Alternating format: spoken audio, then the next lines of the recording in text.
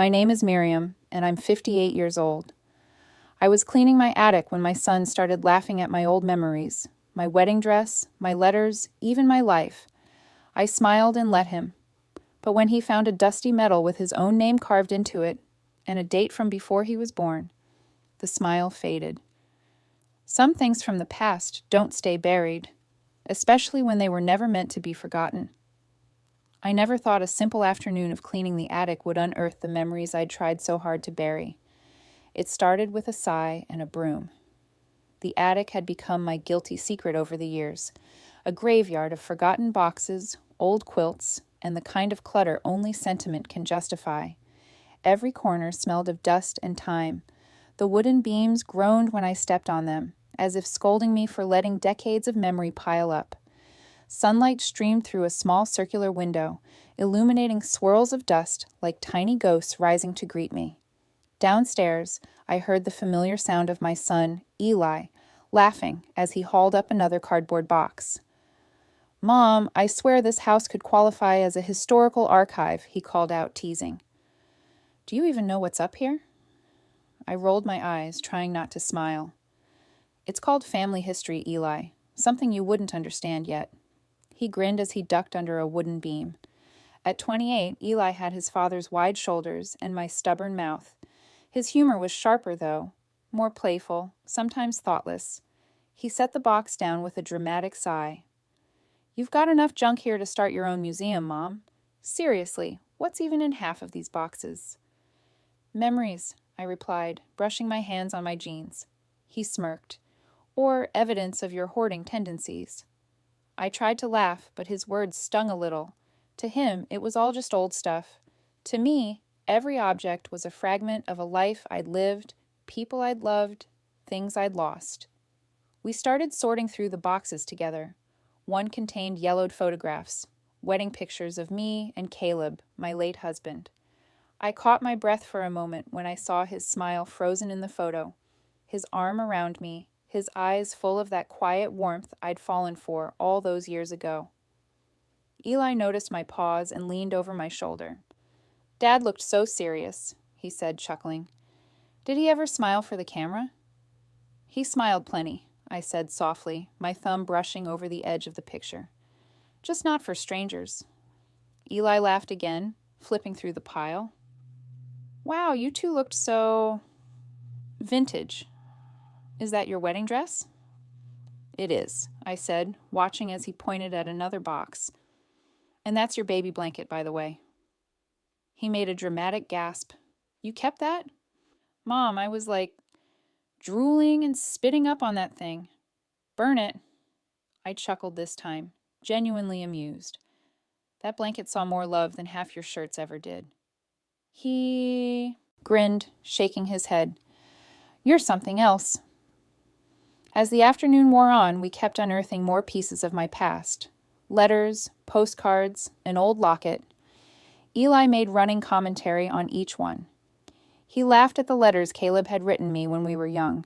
His old-fashioned way of saying "I miss you" in paragraphs that now sounded like poetry from another time.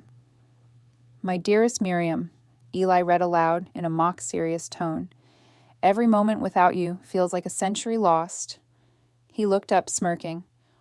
"Wow, Dad was a real Shakespeare, huh?" "Don't mock what you don't understand," I said quietly, taking the letter from his hands. I didn't mean to sound sharp, but the ache in my chest was sudden. He immediately softened. "Sorry, Mom, I was just kidding." "I know," I said, forcing a small smile. "You always are." We worked in silence for a while after that. I found comfort in the soft rhythm of it, folding, sorting, remembering. Then my hand brushed against something heavier, something metallic. Beneath a pile of old photo albums sat a large wooden chest. It was one of the few things I hadn't opened in years. Dust coated its brass hinges, and the small lock at the front looked fragile with age. "What's that?" Eli asked, wiping sweat from his forehead. "Just some of your father's things," I murmured. He raised a brow. "Military stuff? I remember you said Dad served before I was born." I nodded, sitting cross-legged beside the chest. "He did. Not for long, but long enough to leave behind stories I wasn't ready to tell. Now that sounds mysterious, Eli said, leaning closer. Are we talking spy missions, hidden treasures, double lives? I laughed softly. Nothing that glamorous. Still, my heart beat faster as I lifted the lid. Inside, everything was as I'd left it. Folded uniforms, a few faded photographs, a medal or two, and one small box I hadn't seen in decades. My breath caught in my throat. Eli reached for it immediately. Ooh, secret box alert! Don't touch that, I said more quickly than I intended. He blinked, startled. Relax, Mom. I was just joking. I forced a smile, trying to disguise my unease. Sorry, it's just fragile. He grinned, shrugging it off. You're so dramatic sometimes. What's even in it? I stared at the box for a long moment before answering. Just something from before you were born. He chuckled. What, like a trophy from your rebellious teenage years? Something like that, I said softly. He turned away, rummaging through another crate, laughing as he pulled out an old yearbook. I barely heard him. My fingers lingered on the small wooden box, tracing its carved edge. I'd thought I'd lost it long ago. Seeing it again felt like being caught between two worlds, the one I'd lived and the one I'd buried. Eli's laughter echoed behind me as I carefully closed the chest and pushed it aside. I didn't want him to see the look in my eyes or the way my hands trembled slightly. I told myself I'd throw the box away later or maybe hide it somewhere he'd never find. But fate has a cruel sense of timing. As I stood to leave the attic, brushing dust from my jeans, Eli's voice called out again. He was crouched near the corner where I'd moved the chest. Hey, Mom, what's this? I turned, already knowing. My stomach dropped as I saw the small wooden box in his hands, the faint glint of metal inside. He squinted at the engraving on its lid, running his thumb over it. Wait a second, he said slowly, his tone shifting from playful to puzzled. Mom, why does this have my name on it? I froze. The air in the attic thickened until I could hardly breathe. The smile I'd worn all afternoon faded completely, replaced by a chill that ran through me like a whisper from the past. Eli looked up, eyebrows furrowed, waiting for an explanation I wasn't sure I could give. And just like that, the laughter stopped. Eli finds the old metal box again and says, Hey, Mom, what's this? It's got my name on it. I froze. Eli's voice sounded playful, but my heart stopped the moment I saw what he was holding. The sunlight from the attic window caught the edge of the metal in his hands, and for a moment it shimmered like a ghost resurrected from the past. Eli held the small metal between his fingers, dust brushing away to reveal a polished, golden gleam. He squinted at it, turning it over with curiosity. Look at this thing, he said, grinning. Wow, it's actually engraved. Fancy. To Eli, for courage beyond measure. He laughed. Well, I don't remember doing anything courageous in the womb, but hey, I'll take it. My heart thudded painfully. I hadn't seen that medal in almost 30 years. It had been tucked away deliberately, hidden under layers of time and guilt. It wasn't meant for him to find. Not ever. Eli, I said, my voice barely more than a whisper.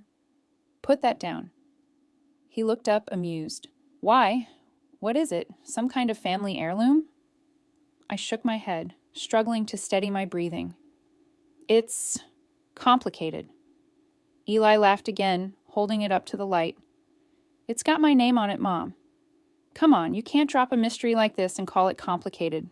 Where'd you even get it? Did you have it made when I was born or something? I forced a weak smile. Something like that. He tilted his head, studying me.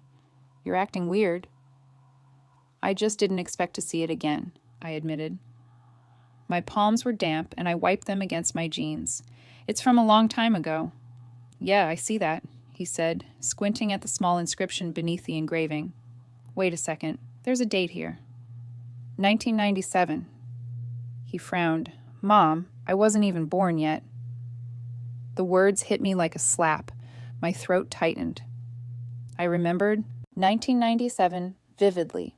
The heat, the chaos, the screams, the hospital tent where lives began and ended in the same breath. I saw flashes of faces I hadn't dared to think about in years. Eli's tone shifted from playful to genuinely curious. What's that supposed to mean? Did you know another Eli back then? I swallowed hard. No, yes, it's complicated. He laughed softly, trying to break the tension. Mom, everything's complicated with you. Come on, it's just a medal. Tell me the story behind it. I could feel my pulse in my temples. The attic felt smaller suddenly, the air heavier. Some stories, I said quietly, aren't meant to be told so easily. He stepped closer, his grin fading.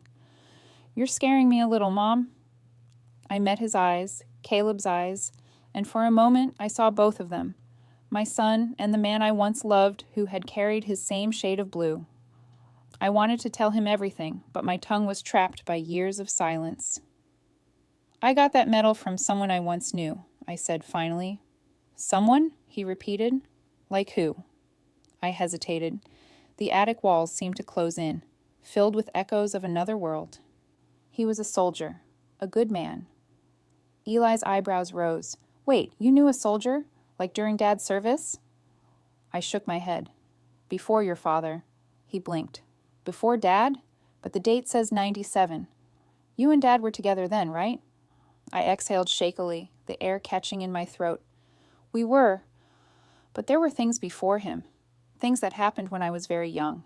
Things I never wanted to remember. He turned the medal over again. So this belonged to that soldier? In a way, I said, my voice trembling.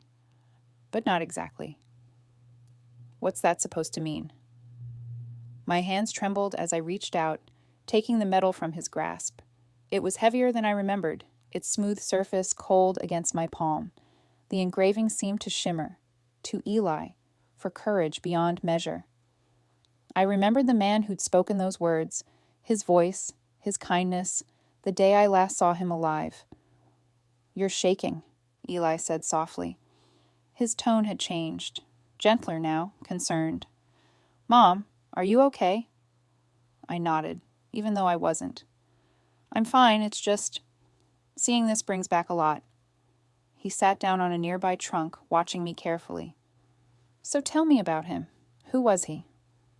I looked down at the medal again, then out the window where the sun had begun to dip, painting the dust in soft orange light. His name was Nolan, I said quietly. Sergeant Nolan Hayes. He was brave. Too brave for his own good. Eli frowned, the name unfamiliar. Did Dad know him? I hesitated, then nodded. In a way, yes. Your father knew of him. Eli leaned forward, elbows on his knees. So what does any of that have to do with me? Why would this guy have my name engraved on something decades before I was even born? The question cut, deep. My chest tightened. I could still see Nolan's face, pale beneath the harsh tent lights, his bloodied hands clutching mine. I'd been a field nurse back then, young and terrified, the war pressing in from all sides. We'd been ambushed during a rescue mission. Nolan had carried 2 wounded children through enemy fire, saving them both before collapsing beside me. In his final moments, he'd pressed that medal into my hands, his voice weak but steady. If I ever have a son, he'd whispered, I'd want him to be brave like you. I'd name him Eli. I hadn't understood then why that name, why Eli, stuck in my heart. But when my own son was born years later, the name came to me as naturally as breathing. Now, as I stood before the man that baby had become, I realized I'd never truly let go of Nolan's ghost. Mom? Eli's voice pulled me back. You're crying. I wiped a tear from my cheek. I'm sorry, it's just... There's so much you don't know. Then tell me, he said gently. Please. I looked at him, torn between the safety of silence and the danger of truth. Some secrets were like old wounds. They only healed because you stopped touching them, but once you open them again, you bleed all over the memories. I took a deep breath. The man who gave me this medal died before you were born. He was someone who changed my life. Eli's eyes softened. So it did belong to Dad then? Or was it from before him? I swallowed hard. Not exactly, but in a way, it does. He frowned, confusion flickering into frustration. That doesn't make sense, Mom. You're talking in riddles. What are you not telling me? I felt my heartbeat quicken again. I had promised myself never to reopen this chapter, never to drag the past into the present. But the metal had found its way back, and with it, the ghosts I thought I'd buried. Eli stood, his tone suddenly firm, all traces of humor gone. Mom, what happened in 1997? The question hung in the attic air like a thundercloud, heavy, inevitable. I looked at the metal one last time, the gold reflecting both our faces in its worn surface. My voice trembled as I whispered, Everything, Eli. Everything happened in 1997. Eli demands the full story, his tone serious for the first time. Mom, what happened in 1997? I'd buried that year under layers of dust and denial, but the metal had other plans. When Eli asked me about 1997, I felt something in me shift, a quiet cracking of the shell I'd built around those memories. I hadn't spoken of that year to anyone, not even Caleb. It was easier to pretend it had been erased, swallowed by time. But the truth never dies quietly. It lingers, waiting for a reason to resurface. And that metal was mine. I sat on the attic floor, the smell of dust and cedar around us, fading into the scent of smoke and iron. My mind slipped backward, through the years, until I was 29, again, young, frightened, and foolishly hopeful. Back then, the world was smaller, but the pain was endless. I had volunteered as a nurse for a peacekeeping mission overseas, far from home, believing I could make a difference. My parents called me naive. My friends called me brave. I didn't know which I was. Maybe both. The days were long, filled with heat, sickness, and the sound of distant gunfire. We worked out of a makeshift clinic in a tiny village surrounded by mountains. Supplies were scarce, sleep was rarer, and every night the air hummed with tension, like the land itself knew it was only a matter of time before something broke. That's where I met Sergeant Nolan Hayes. He wasn't like the others, loud, boastful soldiers who used humor as armor. Nolan was quiet, steady, the kind of man who carried calm into chaos. He had a face that looked older than his years, eyes that missed nothing. The first time I saw him, he was helping an injured child walk to our tent, his own arm bleeding, but ignored. You should get that looked at, I'd said, pointing to his wound. He grinned, a small, easy smile. You first, Nurse Miriam. I'm just the chauffeur. I remember laughing despite the exhaustion. Something about his presence made the danger feel less suffocating. Over the next few weeks, we grew close, professionally at first, then as friends. He taught me how to fire a gun, though I prayed I'd never need to. I patched up his men when they came in wounded. He made sure none of us went without water or sleep when things got rough. One night, under a sky streaked with red from distant explosions, he told me about the woman he loved back home. Her name was Grace. They'd grown up together, and he carried her photograph in his jacket pocket, a black and white picture of her smiling shyly, one hand over her heart. She's waiting for me, he said quietly, staring into the dark. I promised her I'd come back. You will, I told him. You're too stubborn not to. He chuckled. If I don't, tell her I kept my promise as long as I could. I didn't know then that those words would haunt me forever. The attack came without warning. It was dawn when the first explosion shook the ground, knocking over medical tables and scattering instruments. Screams tore through the camp. Bullets followed, sharp, metallic rain. The children we'd been treating cried out, huddled together as chaos erupted around us. I froze, my body refusing to move even as the walls collapsed around me. Someone grabbed my arm. It was Nolan. Move! He shouted, dragging me toward cover. We ran through the smoke, the air thick with dust and blood. I remember the sound of helicopters in the distance, the thud of boots, the way the ground trembled. A child stumbled in front of us, a small boy, no older than 6. Without hesitation, Nolan lunged forward, scooping him up. Then there was another explosion, closer this time. The world went white. When the dust settled, I found myself pinned under debris. My arm was bleeding, but I could still move. Nolan was beside me, his body shielding mine. He'd taken the brunt of the blast. "Nolan!" I screamed, trying to push the rubble off him. His eyes fluttered open. Blood streaked his face, but he smiled that same small, calm smile. "Hey," he rasped, voice faint. "You're okay. Good." I shook my head, tears blurring my vision. "You need help. Stay with me." He coughed, shaking his head weakly. Doesn't look like that's going to happen." "Don't say that," I cried, gripping his hand. "You're going home. You promised Grace." He smiled again, barely. "If I ever have a son." His breath hitched, his words fragile. "I'd want him to be brave like you. I'd name him Eli." I froze. "Eli?" He nodded weakly. "Means ascended, right? Feels fitting." His eyes drifted to the medal hanging loosely around his neck. It had been awarded to him just weeks earlier for saving a group of civilians during another raid. The words, "For courage beyond measure," glinted faintly through the dust. He unclasped it, pressing it into my palm with trembling fingers. "Take it. Maybe one day it'll mean something." Then his hand went still. I screamed for help, but by the time the medics reached us, Nolan was gone. I stayed until they evacuated us. I watched them carry him away in a bag that looked too small for the weight of his life. Later, when I gathered his belongings for shipment home, I found a small engraving tool in his pack and another medal unfinished. On its surface, only one word had been etched: Eli. I didn't know if he'd planned to make a gift for a future son or if it was symbolic, a wish, a hope. But when I held it, something in me broke open. After the mission ended, I was sent home early. They said it was for my own good. I returned to quiet streets, polite smiles, and the illusion of normalcy. But every time I closed my eyes, I saw his face, heard his voice, and felt the weight of that medal in my hands. I hid it in a box beneath my father's old chest, swearing I'd never speak his name again. I tried to build a new life, marry, move forward. But part of me stayed there, in that broken village, under the burning sky.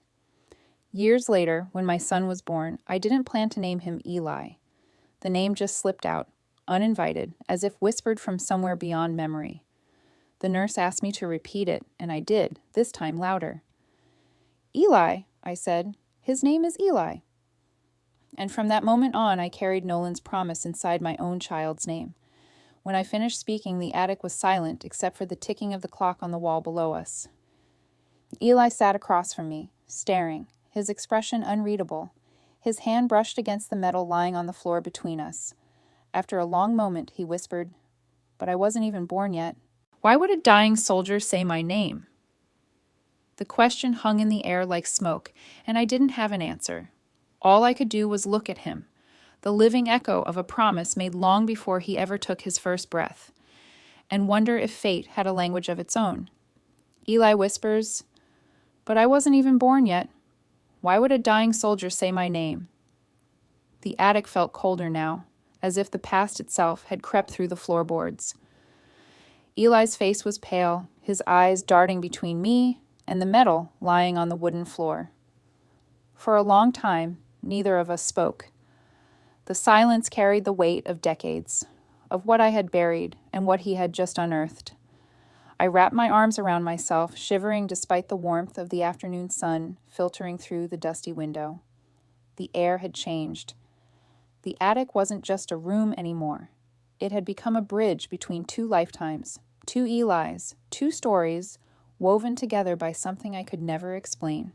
He finally broke the silence. "So, let me get this straight. This soldier, Nolan, he said my name before I was even born?" I nodded slowly. He laughed, but it wasn't the light kind of laugh I was used to. It was sharp, uncertain. "That doesn't even make sense, Mom. You're talking about fate, destiny, what, some mystical connection?" "Maybe," I said softly. "Or maybe it's something simpler. Maybe some names choose us before we're ready for them." He ran his fingers through his hair, pacing. "Okay, but who was this guy really? Why did you never tell me about him?" I sighed, sitting down on an old trunk, because I didn't think it mattered anymore. He was a chapter I thought I'd closed.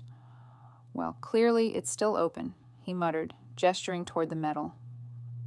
I took a deep breath. There's more you don't know. He turned toward me, arms crossed. Oh, I'm sure. Ignoring the sting in his tone, I continued.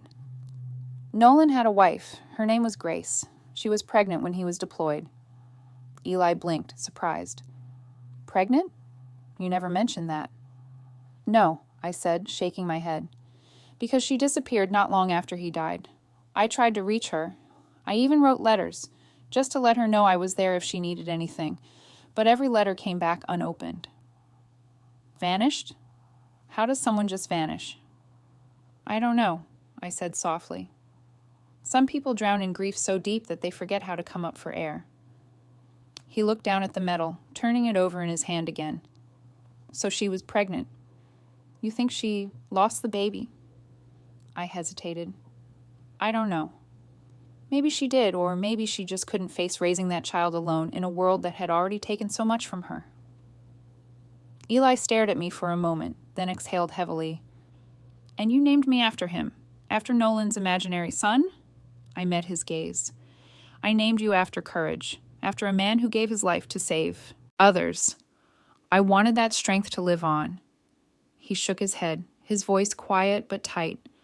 You could have named me anything, Mom. Why that? Because I couldn't forget it, I said. The name Eli, it haunted me. When you were born, it was the only name that felt right. It felt like it belonged to you before you even arrived. He fell silent, and for a moment I thought he might understand. But then his expression hardened. Did Dad know about this? I hesitated before answering. Yes, I told him everything before we married. Eli's eyebrows rose, and he was okay with it? He was, I said. He said if naming you gave me peace, then that was what mattered. He understood what it meant. He was a good man, Eli, a generous man. Eli looked away, his jaw tight. And all this time, you never thought maybe I had a right to know that my name, my whole identity, was tied to some dead soldier you once knew? It wasn't like that, I said quickly, standing. It wasn't about the soldier. It was about what he stood for. He turned toward me, anger flickering beneath his calm voice. You built my entire life on someone else's tragedy, Mom. The words hit me harder than I expected. I wanted to reach out, to tell him he was wrong, that I'd done it out of love, not out of guilt. But he stepped back, running his hand over his face. I need some air, he muttered, heading toward the attic ladder. Eli, please, I said, following him. Don't walk away like this. He stopped at the top of the stairs, his hand gripping the frame. You've had 28 years to tell me the truth, Mom. You waited until I found it myself. I don't even know what to do with that. I watched helplessly as he climbed down, his footsteps fading into the house below. For a long time I stood there alone in the attic, the quiet pressing in around me. I sat back down beside the trunk and lifted the lid once more. Inside, tucked between Nolan's letters and service pins, was a single envelope, yellowed, fragile, with handwriting I recognized immediately. Dear Miriam, it began. Thank you for writing. I don't have the strength to reply to everyone who sends their condolences, but your words were different. They gave me peace. If you ever have a child, thank you for keeping Eli's spirit alive. You'll understand one day what that means. Grace Hayes. I read the letter again and again until the words blurred. I had almost forgotten I still had it. Grace's handwriting trembled on the page, as if she'd written it through tears. I realized then that maybe she hadn't disappeared out of despair. Maybe she'd simply let go, trusting someone else to carry on the piece of Nolan she couldn't. The attic clock ticked softly in the background. I held the metal and the letter together in my lap, their combined weight both comforting and unbearable. Eli, I whispered into the stillness, I didn't build your life on tragedy. I built it on courage, on love that refused to die. I thought about Nolan's quiet strength, Grace's grief, Caleb's understanding, and my own desperate hope to turn loss into meaning. I had wanted to give my son the strength of all of them, to make his name a symbol of endurance, not pain. But Eli couldn't see that yet. To him, it was just another secret I had kept. The light outside dimmed as evening fell, and the attic grew darker, the corners thick with shadow. I tucked the letter back into the chest and closed it gently. Downstairs, I could hear the faint creak of Eli's footsteps pacing the living room, his voice low and restless. I almost went down to talk to him, to explain more, but something in me hesitated. He needed space, to process, to be angry, to figure out what this meant for him. I sat alone in the dim light, the metal glinting faintly in my palm.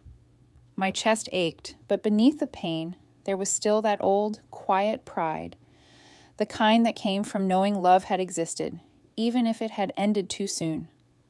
I closed my eyes, whispering to no one. Maybe fate doesn't care who remembers, as long as someone does. Then I heard it. Eli's voice drifting up from below, muffled, but clear enough to make my heart stop. He was on the phone. "Yeah," he was saying, his tone serious. "I think I need to find out who I really am." I held my breath, the metal cold in my hand, realizing the past I'd spent years hiding had just rewritten his future. That night, Miriam hears Eli on the phone with someone saying, "I think I need to find out who I really am." By morning, Eli was gone, and so was the metal. The house felt hollow when I woke up. The air was too still, the kind of stillness that tells you something is missing before you even open your eyes. For a few seconds, I lay there in bed, listening for the usual sounds, Eli's heavy steps in the kitchen, the kettle whistling, the muffled hum of his phone. But there was nothing, only silence. I called out his name once, then again. No answer. When I finally made it downstairs, I found the kitchen empty, his car keys gone from the hook, and a folded note on the counter weighted down by a coffee mug. My hands trembled as I picked it up. "Don't worry, Mom. I just need to understand." That was all it said. No signature, no destination. For a moment, I stood there frozen, the quiet pressing against my chest until I could barely breathe. The note slipped from my hand, fluttering to the floor. My eyes darted toward the attic ladder. I didn't need to climb up to know. The metal was gone too. He'd taken it. The realization sank into me like ice water. I leaned against the counter, pressing my palms into the cool surface just to steady myself. My son, my baby, was out there chasing ghosts I'd spent half my life trying to bury. I picked up my phone and dialed the first number that came to mind. "Hannah?" My sister's groggy voice came through the line. "Miriam, it's 6 a.m. What's wrong?" "He's gone," I said, my voice shaking. "Eli's gone. He left sometime last night. He took the metal." There was a pause, then the rustle of sheets. "Gone? Where?" "I don't know," I whispered. "He said he needed to understand. He's looking for something that doesn't exist, something I can't explain." "Miriam, breathe," she said gently. "You knew this might happen. You opened the door to it when you told him about Nolan." "I didn't mean to open anything," I snapped, then immediately regretted my tone. I didn't want him to find out like that." "You can't control how truth unfolds," Hannah said quietly. "He's a grown man. If he's looking for answers, maybe he needs to find them himself." I sat at the kitchen table, staring at the empty chair across from me, the one Eli had sat in last night, his face still angry, confused, and hurt. What if he gets lost in it? What if this destroys him the way it almost destroyed me? "Or maybe," Hannah said softly, "it'll heal both of you. Maybe that's what he's meant to do." Her words stayed with me long after we hung up. I spent the next few hours pacing the house, unable to sit still. Every object felt like a memory. Caleb's coat still hanging by the door, the framed photo of Eli at graduation, the old locket I'd once worn in the war. I kept glancing at the window, half expecting his car to pull into the driveway, but the hours passed and the road stayed empty. Finally, I went up to the attic. The chest sat open, its contents scattered from our search. I knelt beside it, running my hands through the papers and envelopes. Then I found it, an old binder with my notes and correspondence from those years. Inside was a folded letterhead from the military, creased with age. "Contact, Captain Roger Weller, Peacekeeping Division, 1997. He had been Nolan's commanding officer, the man who'd written to me after Nolan's death to thank me for my service and assure me his sacrifice hadn't been in vain. I'd kept his contact information all these years, though I never thought I'd use it again. I hesitated only a moment before dialing the number printed at the bottom. It rang twice before a tired, gravelly voice answered. "This is Weller." "Captain Weller," I said carefully. "You probably don't remember me. My name is Miriam Reed. I worked as a nurse under your unit in 97 during Operation Echo." There was silence for a few seconds, then a slow exhale. "Miriam. Reed. I remember that name. You were with Sergeant Hayes when he went down." My throat tightened. "Yes, I was? What can I do for you?" "I need to know something about his wife," I said. "Grace Hayes. You mentioned once that she was expecting when he left for the mission." He grunted softly. "Grace, yes. She gave birth not long after we sent Nolan's belongings home." My breath caught. "So she had the baby?" "She did," he said quietly. "A boy, but—" He hesitated. "The child died shortly after birth. Complications." I closed my eyes. The room seemed to tilt. "She moved away after that," Weller continued. "No one heard from her again. Why do you ask?" "No reason," I said, forcing my voice steady. I just needed to know. When I hung up, I sat there in stunned silence. A boy who never lived. A name given to a child who never took his first breath. And years later, I'd given that same name to my son. Whose life was my Eli living? While I was sitting there drowning in questions, Eli was hundreds of miles away, driving into his own. He'd gone to the city, where the National Memorial Archives were kept. I could imagine him there, walking through marble halls filled with records, the smell of dust and paper thick in the air. He'd always had Caleb's stubborn curiosity. Once something didn't make sense, he couldn't stop until it did.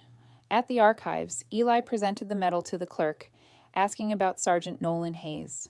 The man led him to a computer terminal, and within minutes, Nolan's file appeared. Photographs, reports, service notes. There, on the screen, Eli saw me. A black and white photograph. Nurse Miriam Brooks, my maiden name, standing beside Nolan Hayes in uniform. Both of us smiling faintly, unaware that a camera had captured the beginning of something neither of us would survive unchanged. Eli's eyes widened as he traced the edge of the screen. His mother, young, in fatigues, standing shoulder to shoulder with a man she'd never mentioned. It was real, all of it. He scrolled further and found another entry. Operation Echo. Classified file. Access restricted. A warning flashed on the screen. Confidential. Authorized personnel only. But Eli had always been resourceful. Using the archivist's terminal when the man wasn't looking, he located a physical folder number and followed the directions to the restricted section. There, tucked behind other declassified records, was a single brown envelope with a red stamp across the top. Operation Echo. Field Reports. He hesitated, then opened it. Inside were several pages, maps, radio transcripts, casualty reports, and one document marked Incident Debrief, Hayes, Nurse Brooks. His fingers trembled as he flipped through the pages. That's when he saw it. His father's name. Caleb Reed, listed as operative liaison during the same mission. Eli's breath caught in his throat. His father's name was on the same line as Nolan's. His father, who'd supposedly never met him, who'd told his mother he served in a completely different unit. The last page of the file was partially blacked out, but one line remained visible. Mission compromised. Operative Reed evacuated with civilian nurse Brooks after Hayes' fatality. Eli's mind reeled. The connection wasn't just emotional, it was literal. His parents and Nolan had shared the same battlefield, the same moment of loss. He stood there frozen, the paper trembling in his hands. The room seemed to hum with the weight of revelation.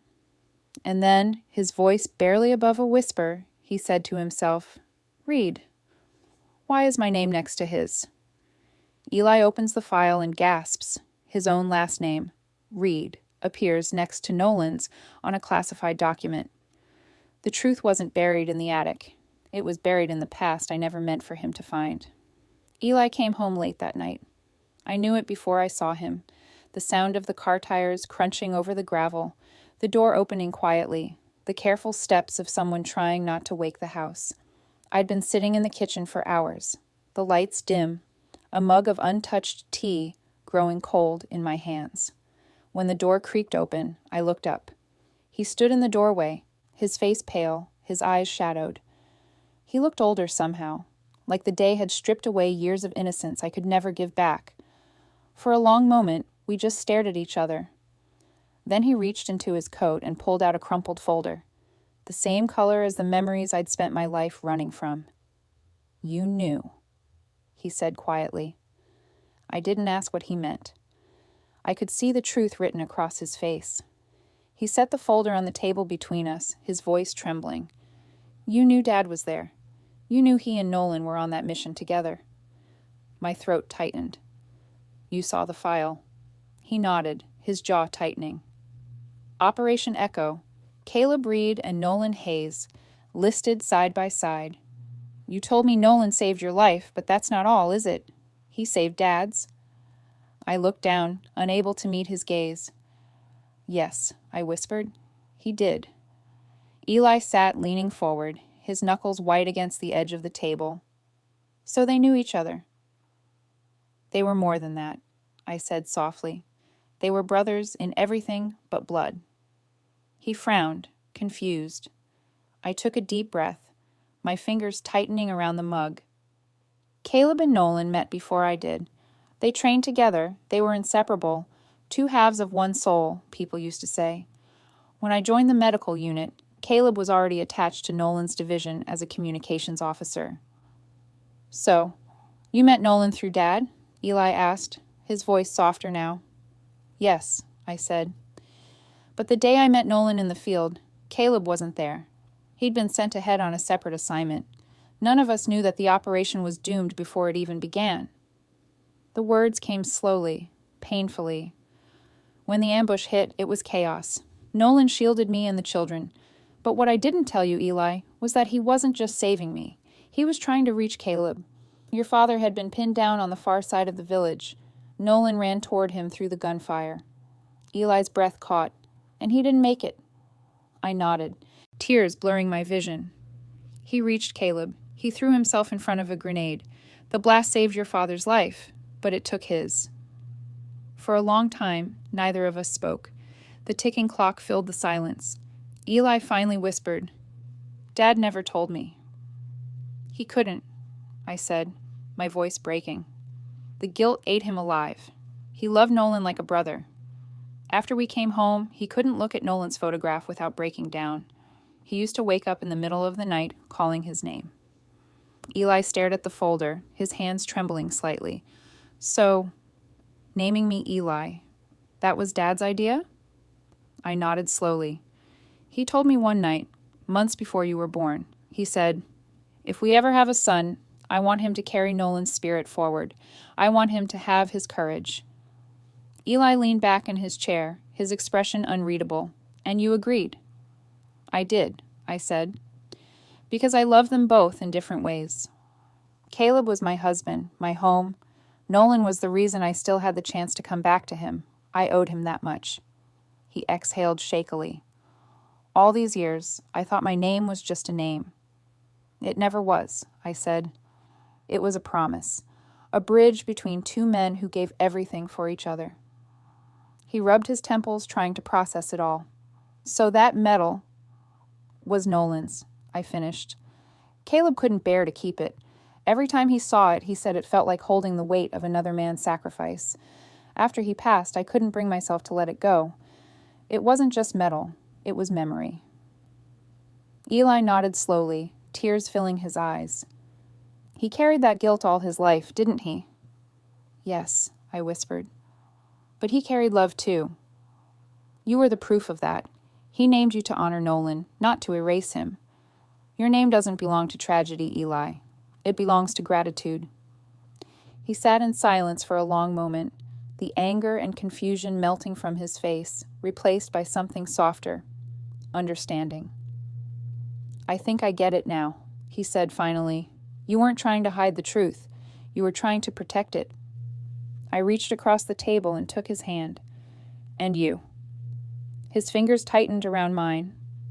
All this time, I thought my name made me a shadow of someone else. But it doesn't, does it? I shook my head. "No, you're not a shadow. You're a bridge, the living proof that courage doesn't die with the people who carry it." For the first time in days, I saw his smile. Small, tentative, but real. "Your name carries the best of both men," I whispered. "Your father's heart and Nolan's bravery. That's who you are." Eli nodded, his voice low. "Then maybe it's not such a heavy name after all." I smiled, brushing a tear from my cheek. "It never was. You just needed to see where it came from." He squeezed my hand gently. "I wish Dad had told me." "I do too," I said, softly. "But maybe he thought it was better this way, that you'd find your own way to understand." Eli looked around the kitchen, his gaze drifting to the shadows cast by the flickering light above. "It's strange," he said after a while. "All my life, I felt like I was chasing something I couldn't name. I think maybe this was it." "Truth has a way of finding us," I murmured, "even when we try to hide from it." The house was silent again, but it felt different now, not empty, but full, as if every ghost that had lingered here finally had a story to rest in. For a moment, I allowed myself to breathe. Then came the knock, a sharp, unexpected sound that shattered the fragile calm. Eli and I exchanged a look. "I'll get it," he said, standing.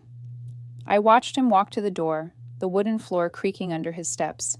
He pulled it open, and there stood a woman, early 30s, dressed in a navy coat, her dark hair tied back neatly. She held a small leather satchel and looked uncertain, almost nervous.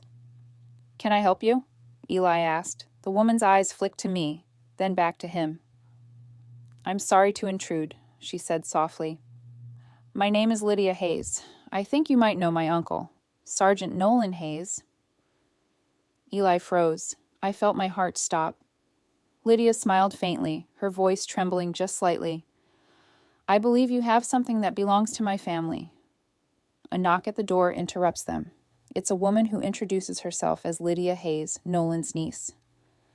The past had found its way to our doorstep, and it was wearing Nolan's eyes. For a moment, I couldn't move.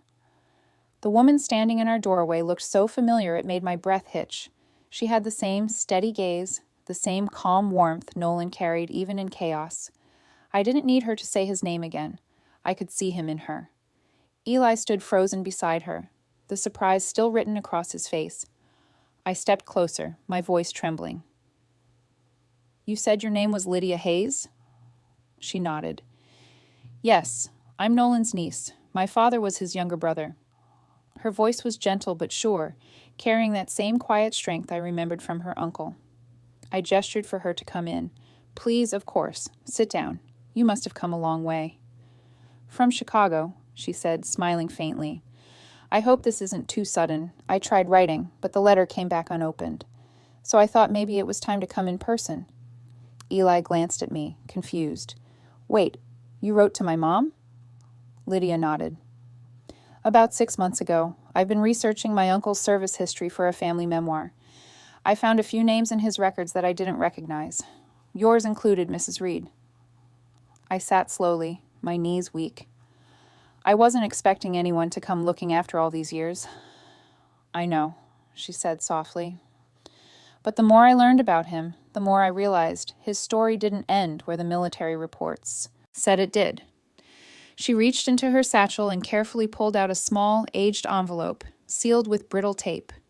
My name was written on the front in a familiar hand. My heart stopped. "I think this belongs to you," she said, offering it to me. I took it with shaking hands, tracing the faded ink. Miriam. The handwriting was unmistakable. Nolan's. "I found it in my grandmother's things," Lydia explained. "It was never mailed. She must have kept it after my uncle's death." Eli leaned closer as I opened the envelope. Inside was a folded piece of paper, yellowed with time, but still intact. The smell of old ink and dust filled the room. My eyes stung as I began to read. Dear Miriam, if this reaches you, it means I didn't make it back. Don't carry guilt for what happened. It was my choice to be where I was. You and Caleb gave me something to fight for. You reminded me what family means, even in the fire. If I don't come home, know that I did my duty with peace in my heart. You both were my light in that darkness. Nolan.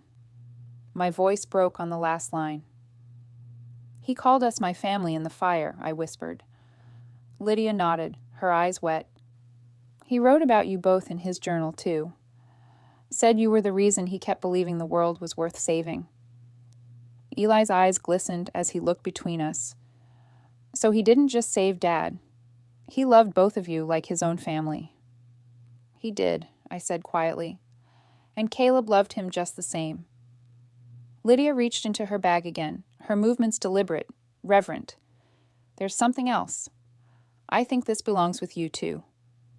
She pulled out a small velvet pouch and opened it carefully. Inside was another medal, identical to the one Eli had found in the attic, but the engraving was different. To Caleb, for sacrifice unseen. The room went completely silent. Eli's voice was barely a whisper. He made 2 medals? Lydia nodded. My uncle had ordered them just before the mission. According to his journal, he said, 1 for the man who fights beside me, and 1 for the one who reminds me why we fight at all. I covered my mouth with my hand, the tears spilling freely now. Caleb's medal. Nolan must have intended to give it to him when they both came home, if they'd both survived. Eli stared at the twin medals, side by side on the table. So 1 for Dad, 1 for me. No, I said softly, shaking my head. 1 for the past and 1 for the future. For them and for you. Lydia reached into the pouch once more and brought out a pair of tarnished dog tags. She turned them over, the metal catching the light. Nolan's, she said, handing them to Eli. He wanted courage to live on, not guilt. That's what he wrote in his final journal entry. Eli took them gently, his fingers tracing the engraved name, Sergeant Nolan Hayes. He held them close, his eyes wet but shining. I think he'd be proud of you, Lydia said, to him softly. You carry his name, but you've also carried his purpose, even without knowing it. I couldn't hold back anymore. I reached for Lydia and pulled her into an embrace. For a moment, time folded in on itself, and it felt like holding a piece of Nolan again. Thank you, I whispered through my tears, for bringing him back to us. She hugged me back, just as tightly. No, she said, her voice breaking. Thank you. You gave my family closure. We never knew what really happened. We only knew he died protecting someone. Now I know who and why. When we finally let go, Eli was still sitting at the table, staring at the medals. I could see it in his face, the understanding settling in, the last pieces of confusion finally falling into place. He looked at me, his expression full of emotion. All these years, I thought my name came from loss, but it came from love, didn't it? Yes, I whispered, from love that never stopped breathing. Lydia smiled through her tears. He believed courage wasn't something you earned. It was something you left behind for others to carry. Eli nodded slowly, closing his hand around the dog tags. Then I guess it's my turn to carry it. We sat together for a long time, 3 people from different generations, bound by a story that had refused to die. Finally, Lydia spoke again. There's one more thing I'd like to ask, she said softly. Would you both come with me to the memorial tomorrow? I want to return these medals together. They belong there, with him. I glanced at Eli, and he nodded immediately. We'll go, he said. All of us. Lydia smiled, relief washing over her face. He'll rest easier knowing you came. The next day, we drove together to the memorial, a small marble wall on the edge of town, etched with hundreds of names. The sky was overcast, the wind soft but cold. We walked slowly, each carrying a piece of the past in our hands. When we reached Nolan's name, Lydia knelt first, her fingers tracing the engraved letters. She placed a single white rose beside it, her head bowed. I stood beside her and laid both medals gently on the stone, side by side, the one for Caleb and the one for Eli. Eli stepped closer, his eyes scanning the inscription. "He deserved better than just a name on a wall," he said quietly. Lydia nodded. "He has more than that now." As the wind rustled through the trees, Eli's gaze shifted downward, his brow furrowed. "Wait, what's that?" He crouched, brushing away a layer of dirt and moss beneath the engraving. Hidden beneath Nolan's name were faint, nearly invisible words, carved in smaller letters. He leaned closer, his breath catching as he read them aloud. "May courage live on through Eli Reed." I gasped, my hand flying to my mouth. Lydia's eyes widened in disbelief. That wasn't there before.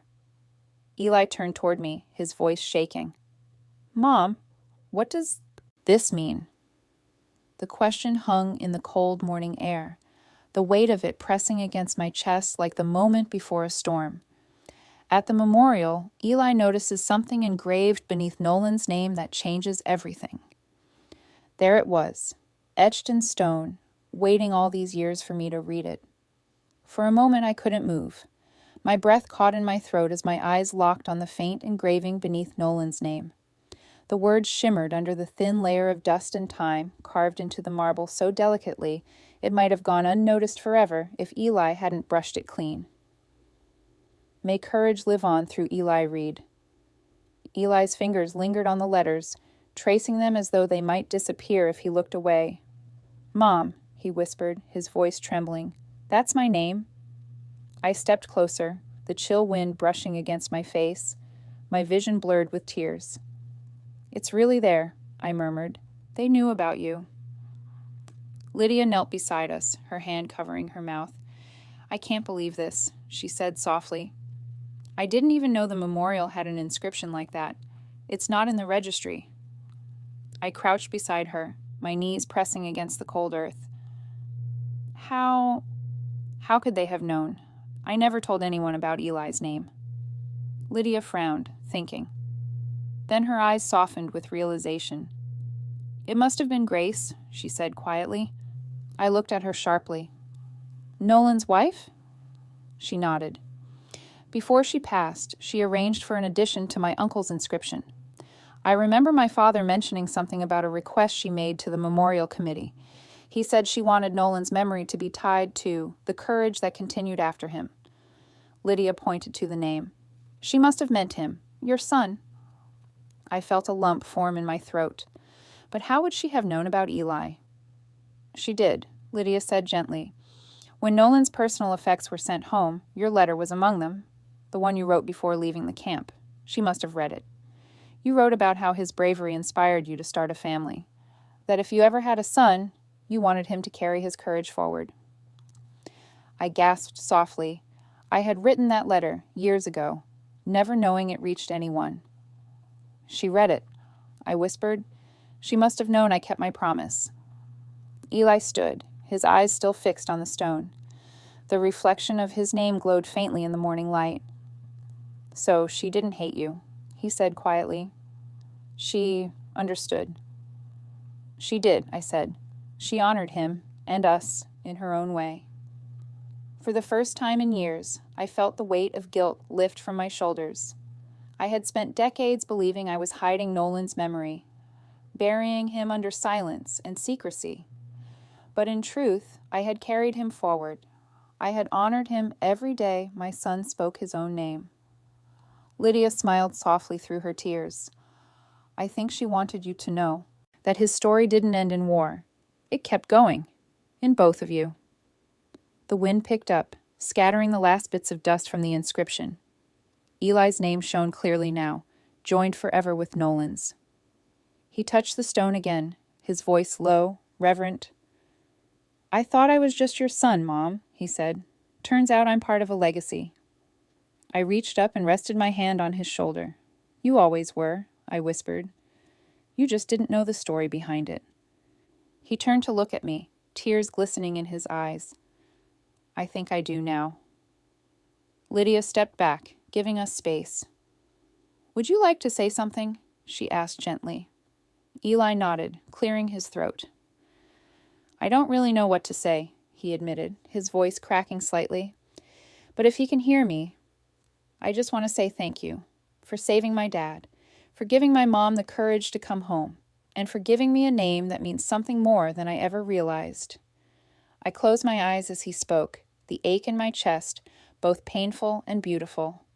When he finished, I stepped forward and laid the 2 medals on the memorial's stone base, the one inscribed to Caleb, for sacrifice unseen, and the other to Eli, for courage beyond measure. The metal glinted faintly in the gray light, their surfaces catching the reflection of the 3 of us standing there together. They belong here, I said softly, together, just like they were meant to be. Eli placed Nolan's dog tags beside them, the sound of metal against stone echoing through the quiet air. Then I spoke, not to Eli or Lydia, but to the ghosts who had waited too long for their story to be complete. I used to think time took everything from us, I said softly, that love faded, that memory weakened, that all we could do was let go. But I see now, that's not true. Time doesn't take love away. It just gives it new places to live. Caleb, Nolan, you're both still here. In him, in us, you never really left. The silence that followed was heavy but peaceful. Lydia wiped at her eyes, then reached into her coat pocket. There's something else I brought, she said, pulling out a small photograph. She placed it gently against the memorial wall, just above the medals. It was old and faded, but the image was unmistakable. Nolan and Caleb, side by side in uniform, arms slung around each other, grinning at the camera. Behind them stood a young woman in nurse fatigues, me. Eli looked at it for a long moment, his voice barely above a whisper. You all look so young. We were, I said. Too young to understand how long memories can live. Lydia smiled sadly. He'd be proud to see what his courage became. As the wind rustled the trees, the clouds parted just enough for sunlight to spill across the marble. The metals gleamed brightly, almost golden, and for one fleeting moment I could swear I saw their faces reflected in the light. Nolan and Caleb, side by side again. Eli slipped his hand into mine. You know, he said softly, for the first time, I'm glad you named me Eli. I turned to him, tears streaking my cheeks, but my smile steady. Now you know why I smiled that day in the attic. He smiled back, his grip tightening around my hand. Yeah, he whispered. Now I do. We stood there for a while longer, the 3 of us, Eli, Lydia, and I, watching as the sunlight slowly faded from the names on the wall. There was no more anger in him now, no confusion, just peace. Finally, Lydia spoke. I think he's home now, she said softly. He always was, I replied. We gathered our things and began to walk back toward the car. I slipped my hands into my coat pockets, still feeling the chill of the marble against my fingertips. That's when my fingers brushed against something unexpected. An envelope. Old, soft-edged, sealed tight. I frowned and pulled it out, stopping in my tracks. The handwriting on the front was elegant, unfamiliar, and yet my heart knew instantly who it belonged to. It was addressed to my son, Eli. I froze, staring at the name, my heartbeat quickening. Mom? Eli asked, noticing my expression. What is it? I swallowed hard, my fingers trembling around the envelope. I don't know, I said softly, but I think it's for you. As they walk away, Miriam notices one last unopened envelope inside her coat pocket, addressed to my son, Eli. My hands trembled as I broke the seal. The handwriting was his. The wind had picked up again, rustling the trees and sending a chill through the air, but I barely felt it. All I could hear was the sound of the paper tearing as I opened the old envelope, my fingers shaking so hard that Eli had to steady my hand. The ink was faded, but the moment I saw the looping letters of his name, Nolan, my knees went weak. The letter had waited almost 3 decades for this moment. The edges were worn, the folds soft as silk, as though it had been handled countless times but never read aloud. Eli stood beside me, silent, his eyes fixed on the page. Lydia lingered a few steps back, her head bowed. The world around us seemed to fade, the memorial, the trees, the sky, until it was just me, my son, and the words of a man who had never really left us. I took a breath and began to read. My dearest Miriam, if this letter finds you, it means time has done what war could not. It's kept us apart. I can feel the weight of what's coming. We've been ordered deeper into the village, and I know we may not all come back, so I'm writing this while I still can, because there are things I want you to know. You once told me that courage was about medals, about heroes, about the men who made it home. But you were wrong. Courage isn't found in a uniform or a title. It's in the people who keep showing up when the world tells them not to. It's in the ones who heal instead of hate, who build instead of destroy. That's what you did for us, Miriam. You made us believe again. You gave us a reason to fight, not for glory, but for something simple. Goodness. My throat tightened. Eli's hand brushed my arm as if to steady me. I forced myself to keep reading. If by some chance a boy named Eli ever reads this, know that you were my hope for tomorrow. I don't know who you'll be or what world you'll live in, but I pray you'll carry forward what we tried to protect. The idea that kindness is worth dying for. You carry my name now, and with it, my faith in what's possible. You don't owe me anything, son. Just live bravely and love deeply. That's all any of us ever wanted from life. Tell your mother she was the strongest person I ever met. Tell her that saving her wasn't sacrifice, it was purpose. Because if she's alive to tell this story, then I didn't die for nothing. With peace in my heart, always, Nolan Hayes. I couldn't speak for several moments. The words blurred through my tears, the paper trembling in my hands. It was as if his voice was there with us. Quiet, steady, just as I remembered. Eli exhaled slowly, his own eyes glistening. He wrote that, knowing he wouldn't come back. Yes, I whispered, he knew. And yet he still believed in hope. We stood in silence, the letter between us like a fragile bridge connecting 3 lives, one past, one present, and one future.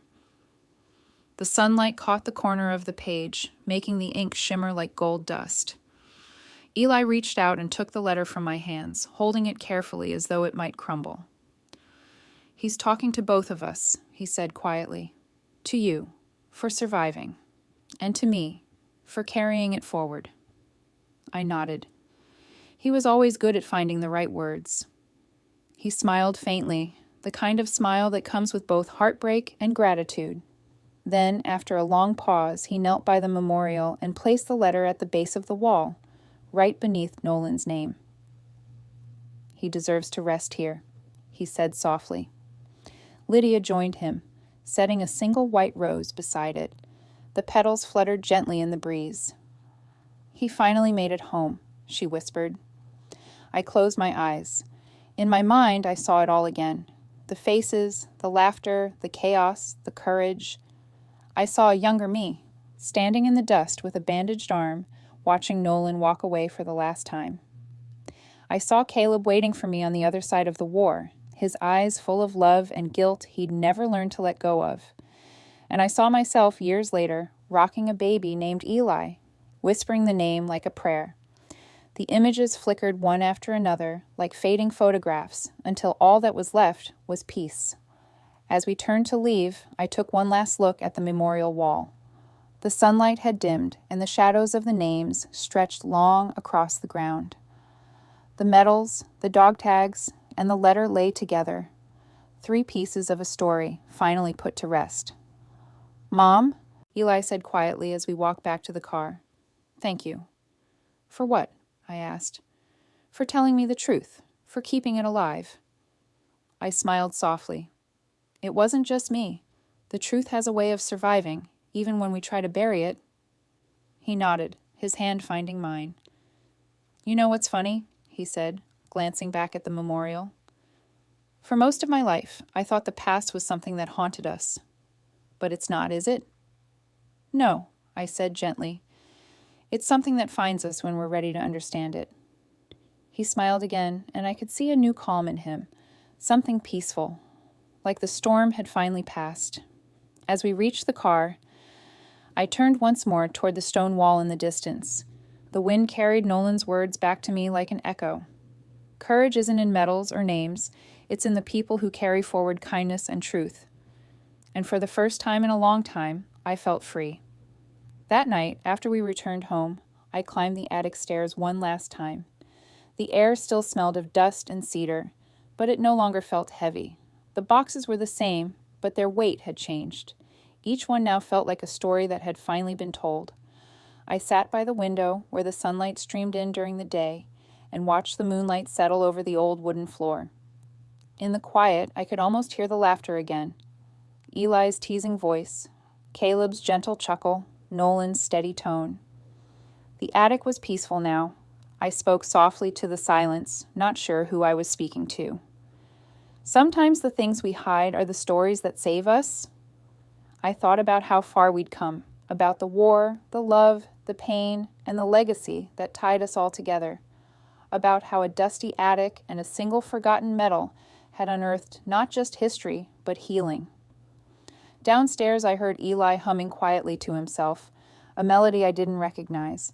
It was steady, calm, hopeful. I smiled, brushing a tear from my cheek. And as I looked at my son's smile, I whispered into the stillness. I realized the past hadn't haunted us. It had chosen us to remember. As we left the memorial, I realized some stories aren't meant to stay hidden. They wait for the right moment and the right heart to bring them back to life. The medal, the name, the memories. They weren't burdens after all. They were bridges between the past and the present.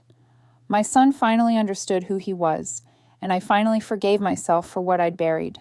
Because sometimes the things we try to forget are the very things that make us who we are. And as I watched Eli smile, I knew the past hadn't haunted us. It had chosen us to remember. Some memories change us forever, and some remind us who we've been all along. If this story touched your heart, don't forget to share it with someone who still believes the past can teach us something. Hit the like button if you've ever found a piece of your history hidden where you least expected it. And tell me, if you discovered a secret from your past that could change everything, would you open it or leave it buried?